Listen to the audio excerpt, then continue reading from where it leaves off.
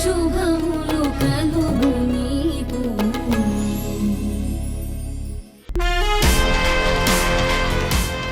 నువ్వు అలా తిరుగుతూ ఉంటే ఎంతో గర్వంగా నిన్ను కుక్కలా తన వెంట తిప్పుకుంటున్నానని అందరికీ చెప్పింది.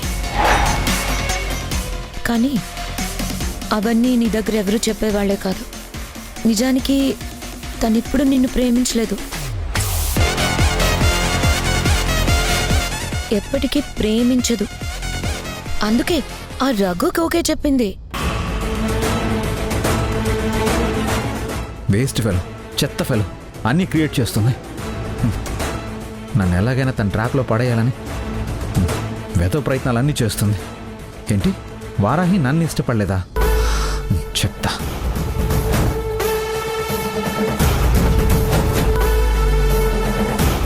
ఈ ఫోటో చూసి చెప్పు, వారాహికి నేనంటే ఇష్టమో కాదో.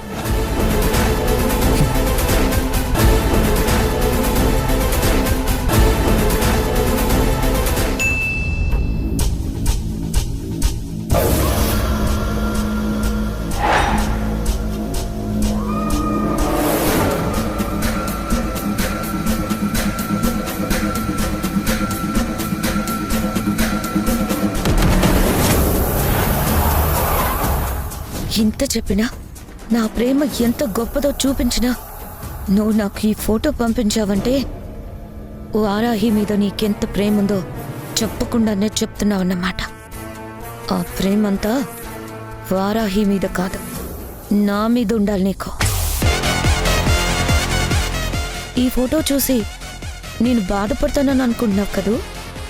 కాదు, నాకు ఇంకా పట్టుదల పెంచింది ఈ ఫోటో. చాలా త్వరలోనే నన్ను పెళ్లి చేసుకునేలాగా నేను ఒప్పిస్తాను.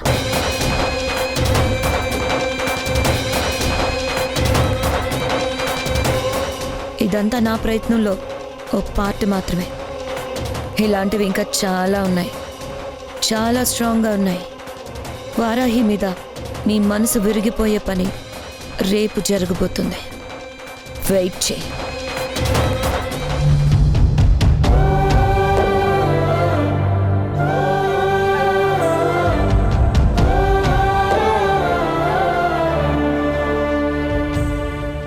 ఏమ్మా ఇక్కడ నిలబడ్డావు?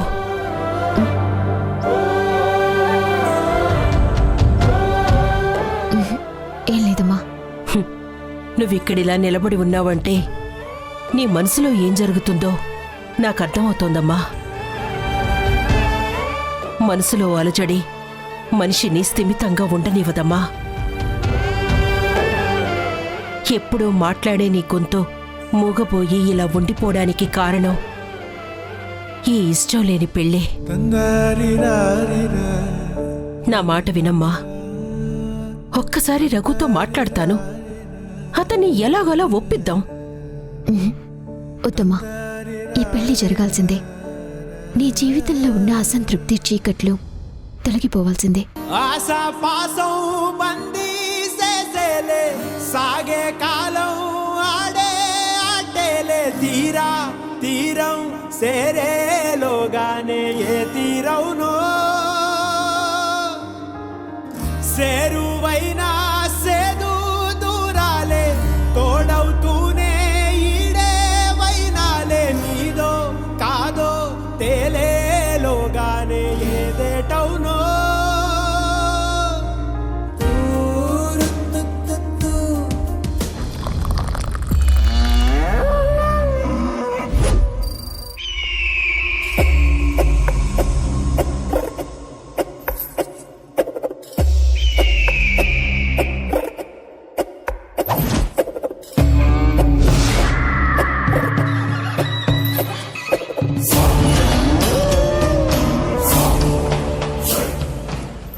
నేనింత కష్టపడి ప్లాన్ చేస్తే సునైనా చాలా తేలిగ్గా నా నుంచి తప్పించుకుంది.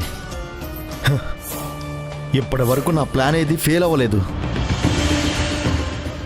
ఇది మాత్రం నన్నిలా చీకట్లో ఇలా ఇలా ఇలా గోస్ట్లా బతికేలా చేసింది. నిఖిల్గాన్ని పొడిచి పారేస్తే వాడిని ఏం చేసిందో ఇప్పటి వరకు కూడా తెలీదు. ఇప్పుడు రమ్మంటుంటే రానని చెప్పేస్తుంది.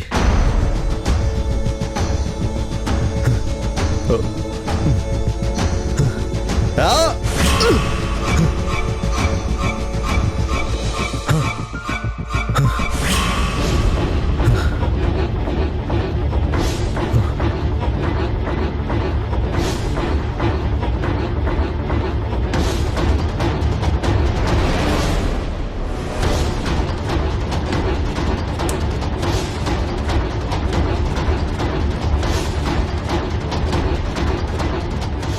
సునైనాని దెబ్బ కొడదాం అనుకుంటే అది బ్రేక్ అవ్వట్లేదు.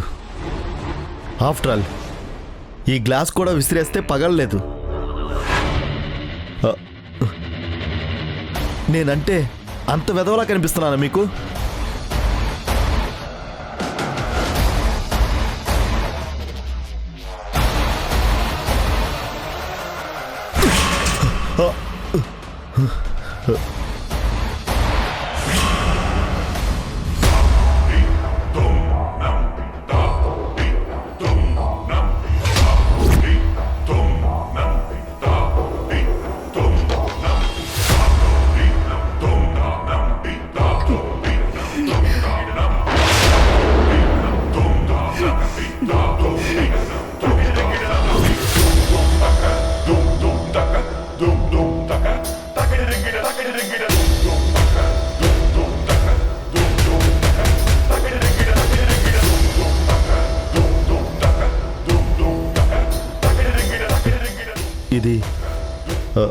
ఇది గోల్డ్ చైన్లా ఉంది. ఇక్కడ గోల్డ్ చైన్ ఎలా వచ్చింది? ఇది నిఖిల్ గాడిదా? వాడి దగ్గర 1 గ్రామ్ కూడా గోల్డ్ లేదు. నాకు లేదు. మరి ఇంకెవరిదై ఉంటుంది?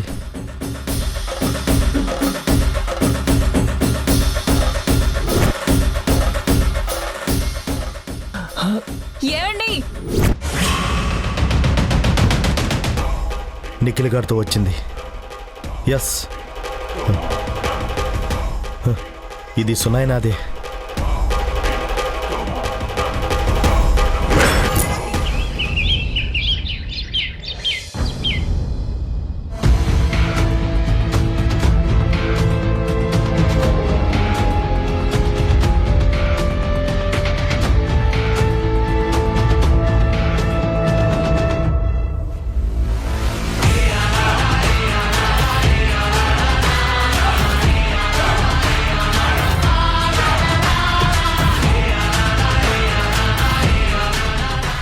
ఏంట్రాక అర్జెంట్గా రమ్మన్నావు? నేను వారాహిని స్కూల్కి తీసుకెళ్లాలని బయలుదేరాను. తను వెయిట్ చేస్తూ ఉంటుంది అక్కడ. చెప్పేంటి? అబ్బో, కన్సర్న్ పెరిగిపోయిందా వారాహి మీద?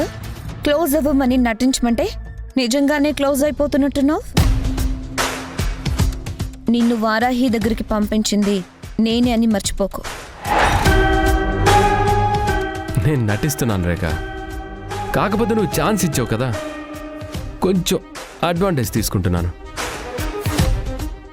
వారాహి ఎటు బాగుంటుంది కదా, నన్ను పెళ్లి చేసుకోవడానికి ఒప్పుకుంది కూడా. ఇంకా నాకు అడ్డే ఉంది.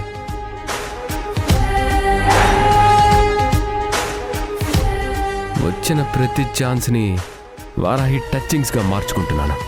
మంచి స్ట్రాటజీయే ప్లే చేస్తున్నావు. కాకపోతే ఇప్పుడు నువ్వు చేస్తున్న ప్లేని పవర్ ప్లేగా మార్చాల్సిన టైం వచ్చేసింది.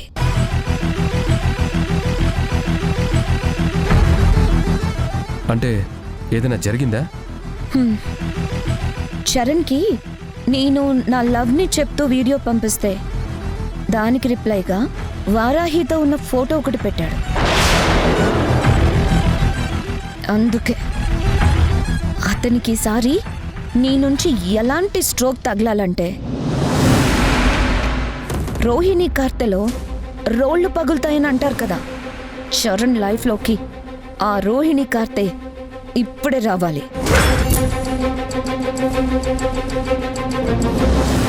నువ్వు వారాహి దగ్గర చేసే బిహేవియర్కి అతనికి గుండె పగిలిపోవాలి. వారాహిని చూడ్డానికే ఇష్టపడకూడదు. అతని ఫోన్లో ఉన్న ఫోటోలన్నీ డిలీట్ చేసి పడేయాలి. అతనికి ఇక్కడి నుంచి పారిపోవాలనిపించాలి. అతను వెళ్ళిపోతే అతనితో నేను వెళ్తాను. అదంతా నీకు అవసరమా? చెప్పింది చెయ్యి. Okay.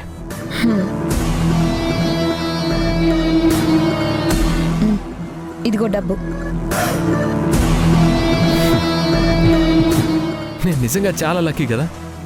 Super figure, super amount ఫ్రీగా దొరుకుతున్నాయి. చూడు, అమ్మాయి దొరుకుతుంది నీ సరదాల కోసం కాదు, నిజంగా పెళ్లి చేసుకోవడానికి. ఎందుకంటే పెళ్లి తర్వాత కూడా వారాహిని నేను వదిలిపెట్టను. నువ్వు దానికి ఇప్పుడు చూపించే మంచితనం అంతా నిదానంగా చెడు వైపుకి ట్రావెల్ చేసి పెళ్లి తర్వాత శాడిజంగా మారి దాన్ని టార్చర్ పెట్టే స్టేజ్కి వెళ్ళిపోవాలి.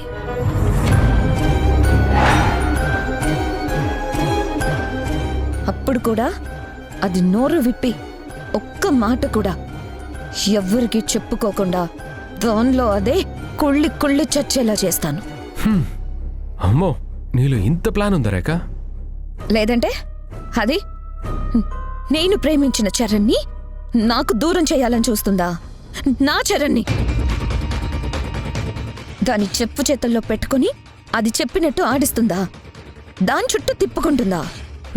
ఓకే ఓకే ఓకే ఓకే, నువ్వు అనుకున్నట్టే అంతా జరుగుతుంది కదా, అనవసరంగా టెన్షన్ పడకు. ఓకే, నువ్వు ఇక వెళ్ళు. చెప్పింది గుర్తుంచుకో. ఓకే.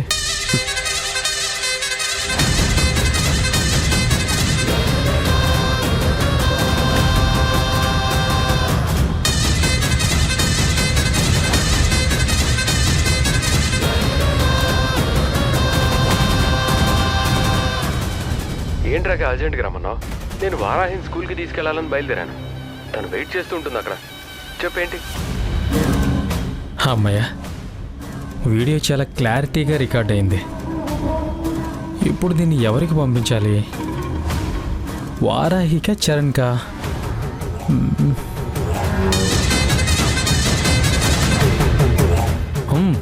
ఎందుకు? ఓసారి మన ఏ లవ్లీని అడిగితే ఐడియా ఇచ్చేస్తుంది కదా.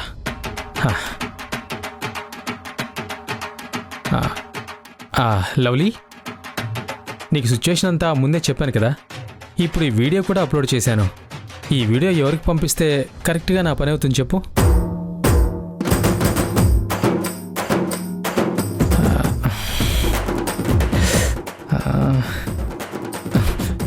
లవ్లీకి బుర్ర పనిచేయడం లేదు.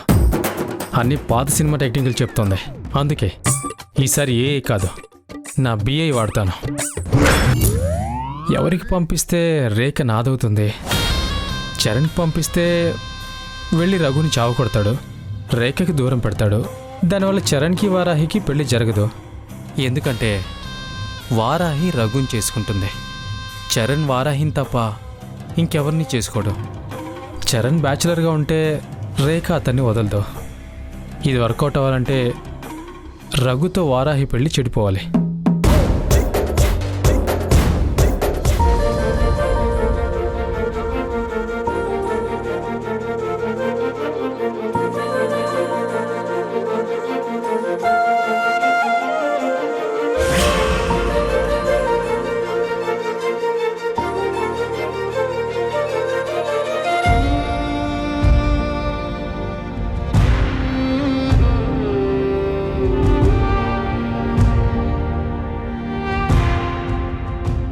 ఈ బొమ్మ ఎవరు చేశారు సార్? నేనే. కంచెలా నిలుచుండగా కడకిలా ఆ బొమ్మ ఎవరో కాదు, నువ్వే. నేరమే లేకున్నా నిందలే పడేనే. నిజమిదే నా విధి పనేనా, ఇది ఎవరి నాటకమో? బరువిదే నా ఈ క్షణాన సుడిగాలి చేరేనా. ఆడోళ్ళు దేన్నైనా వదిలేస్తారు, కానీ మోసం చేసిన వాడిని మాత్రం వదిలిపెట్టరు. పిచ్చ కొట్టుడు కొట్టి వదిలేస్తారు. కాబట్టి ఈ వీడియో వారాహికి పంపిస్తేనే కరెక్ట్. ఫస్ట్ వారాహికి రఘు మీద కోపం రావాలి. అంటే వారాహి నంబర్ వారాహి వారాహి వారాహి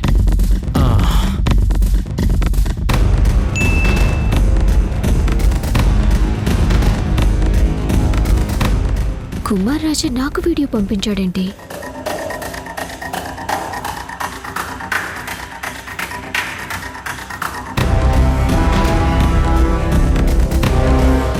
ఏంట్రాక అర్జెంట్గా రమ్మన్నావు? నేను వారాహిని స్కూల్కి తీసుకెళ్లాలని బయలుదేరాను. తను వెయిట్ చేస్తూ ఉంటుంది అక్కడ. చెప్పేంటి? అబ్బో, కన్సర్న్ పెరిగిపోయిందా వారాహి మీద? క్లోజ్ అవ్వమని నటించమంటే నిజంగానే క్లోజ్ అయిపోతున్నట్టున్నావు.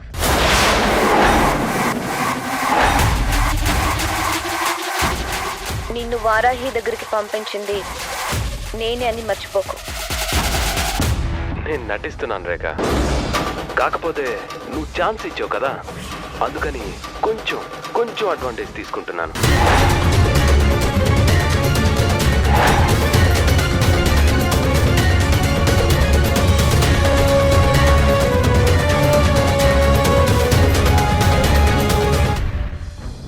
మంచి స్ట్రాటజీయే ప్లే చేస్తున్నావు. కాకపోతే ఇప్పుడు నువ్వు చేస్తున్న ప్లేని పవర్ ప్లేగా మార్చాల్సిన టైం వచ్చేసింది. ఎందుకంటే పెళ్లి తర్వాత కూడా వారాహిని నేను వదిలిపెట్టను. నువ్వు దానికి ఇప్పుడు చూపించే మంచితనం అంతా నిదానంగా చెడు వైపుకి ట్రావెల్ చేసి పెళ్లి తర్వాత శాడిజంగా మారి దాన్ని టార్చర్ పెట్టే స్టేజ్కి వెళ్ళిపోవాలి.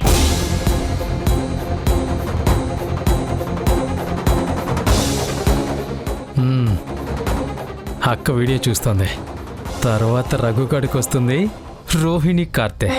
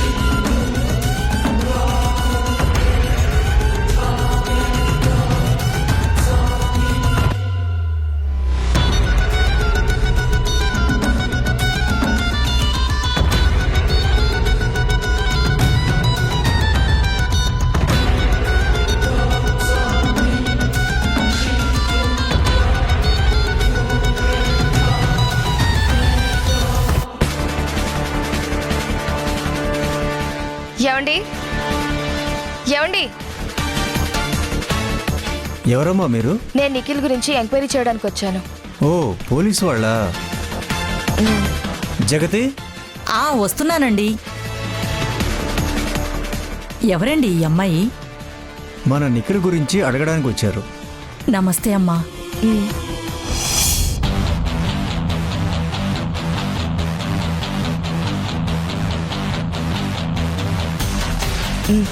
చెప్పండి, నిఖిల్ ఏమయ్యాడు?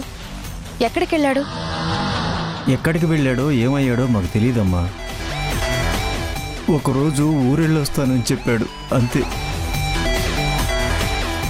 చాలా కంగారుగా ఉంది. ఇదేమో రోజు గొడవ చేస్తుంది. కానీ వాడి గురించి ఏమీ తెలియలేదు. అంటే అతని ఇంటి నుంచి వెళ్ళిన తర్వాత ఇప్పటి వరకు ఒక్కసారి కూడా కాల్ చేయలేదా? లేదమ్మా, వాడితో మాట్లాడి చాలా రోజులైంది. ఏమయ్యాడో ఏంటో.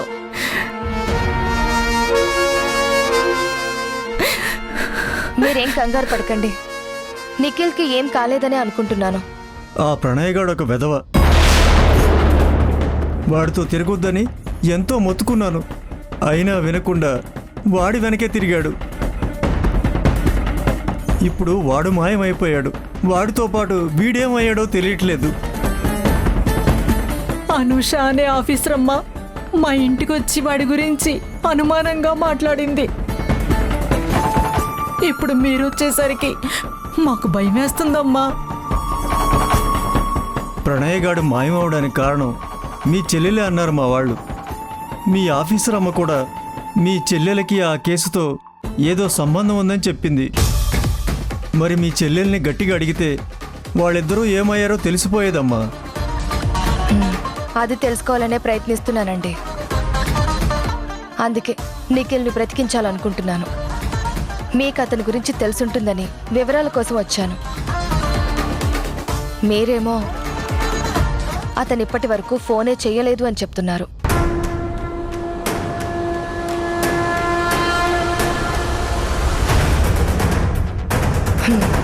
ఓకే, సరే, నేను మళ్ళీ వస్తాను.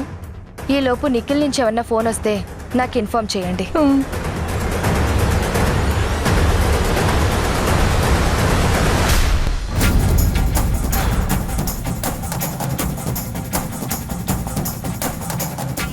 మీరు అనవసరంగా ఏదో ఊహించుకునే భయపడకండి. నిఖిల్కి ఏమీ అయ్యుండదు. ఎక్కడో ఏదో జరగరంది జరుగుంటుంది. అందుకే వాళ్ళిద్దరూ నిఖిల్ అజ్ఞాతంలో ఉండుంటాడు. ఏదో ఒకరోజు బయటకు వస్తాడు. సరే, నేను వెళ్ళొస్తాను. అలాగేనమ్మా.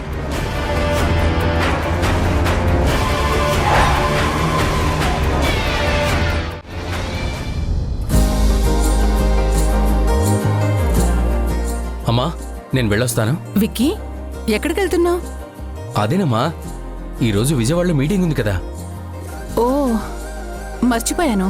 మలేషియా నుంచి ఫేస్కో కంపెనీ వాళ్ళు వస్తున్నారని చెప్పావు కదా? అదేనమ్మా.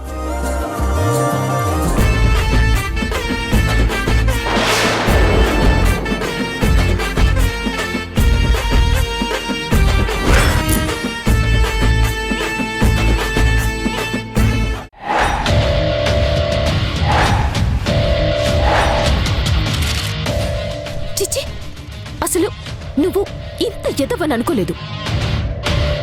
ఇంత వల్గర్ ఫెలో అని కూడా అనుకోలేదు. ఒక ఆడపిల్ల దగ్గర డబ్బు తీసుకుని ఇంకో ఆడపిల్ల జీవితాన్ని నాశనం చేయాలని చూస్తావా? అసలు నీకు ఇంత కోపం ఎందుకు వచ్చింది చెప్పు? నువ్వు రేఖ మనిషివని నాకు తెలిసిపోయింది.